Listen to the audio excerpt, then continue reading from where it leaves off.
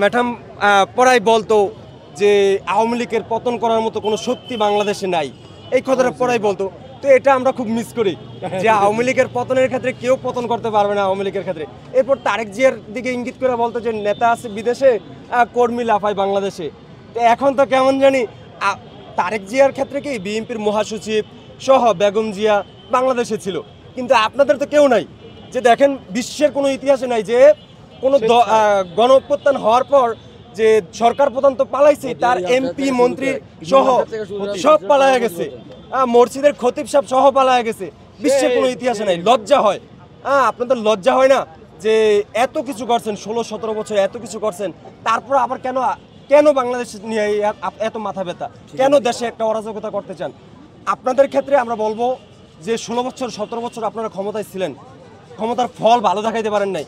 কাজে আগামীতে আওয়ামী লীগ বাংলাদেশের মানুষ চায় না। আওয়ামী লীগের পতন, আওয়ামী লীগের দাফন মানুষ 5 তারিখে দাফন করে ফেলাইছে।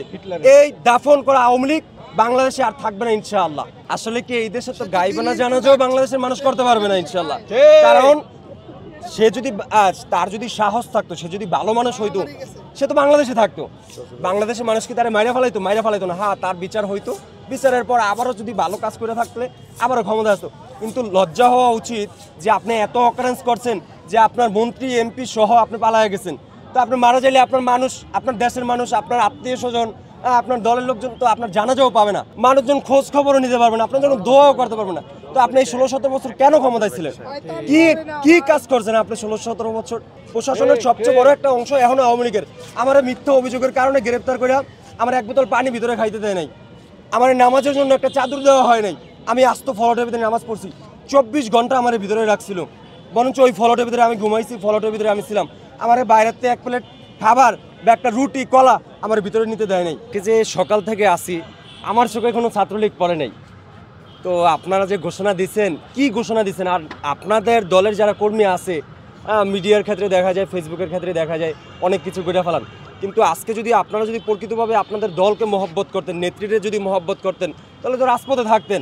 আমরা তো গণ অভ্যুত্থানের সময়, জুলাই আন্দোলনের সময় আমাদের জান মাল সর্বোচ্চ দিয়ে আমরা রাজপথে ছিলাম। পুলিশ ছিল এক সাইডে, সেনাবাহিনী ছিল এক সাইডে, সেনাবাহিনীদের গাড়ি ছিল এক সাইডে, যেই কোনো টাইমে গ্রেপ্তার হয়ে যাব।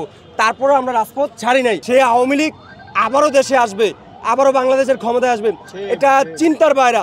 আমাদের জীবন থাকতে ইনশাআল্লাহ আমরা আমাদের জানমাল দেওয়া হইলো ইনশাআল্লাহ। আবারও যদি কখনো ফেসিস্ট শেখ হাসিনা যদি বাংলাদেশে কোনো অরাজকতা করতে চায়, আমাদের সর্বোচ্চ দিয়ে ইনশাআল্লাহ আমরা প্রতিবাদ করব।